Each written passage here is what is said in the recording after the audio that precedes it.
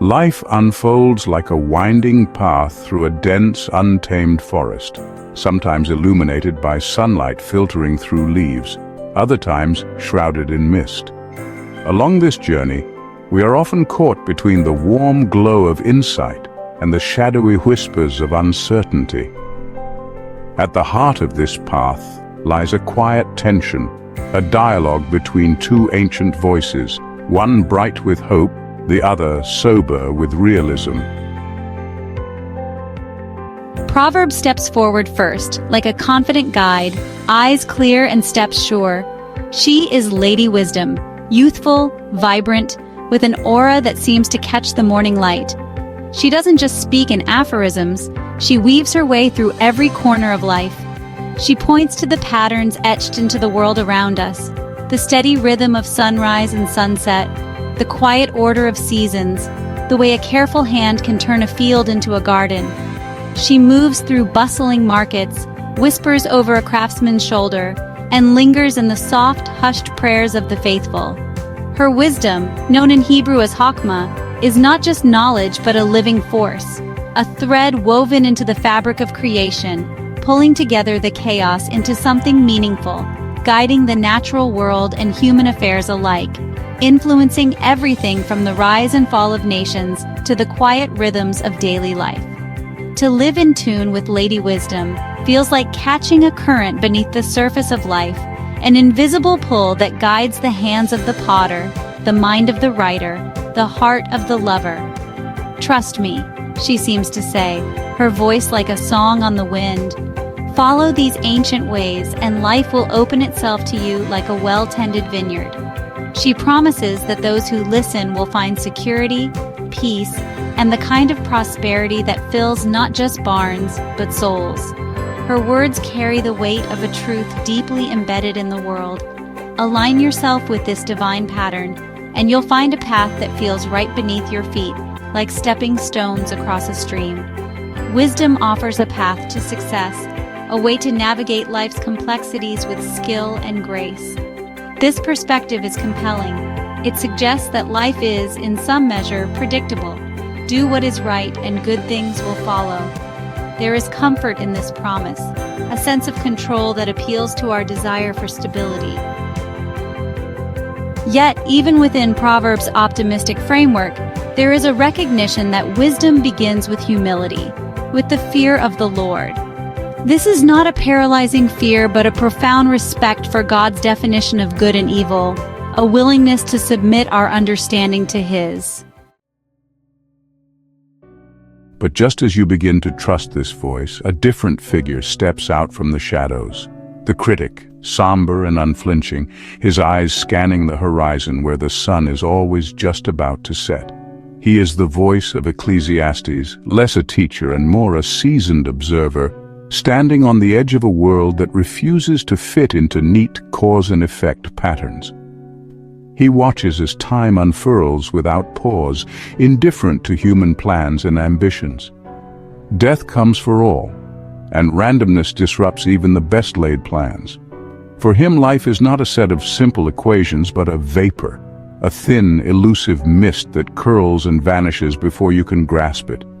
The critic calls this reality hevel, a word that lingers like breath on a cold window, something seen but intangible, beautiful yet slipping through your fingers. Hevel is not meaningless in the sense of being void of purpose. It is that life's meaning is often obscured, shifting like fog before our eyes. Standing in a crowded marketplace, he sees the hustle and effort, the merchant calculating, the farmer toiling, the soldier marching. But he also sees how the rain falls on the just and the unjust alike. The race is not to the swift, he muses, watching a lone runner stumble on a pebble, nor the battle to the strong. In the face of life's randomness, the critic's voice resonates with a quiet, haunting truth. Wisdom does not guarantee success. Time and chance happen to all, and sometimes, despite our best efforts, things fall apart. The critic sees life's unpredictability and invites us to confront the unsettling truth.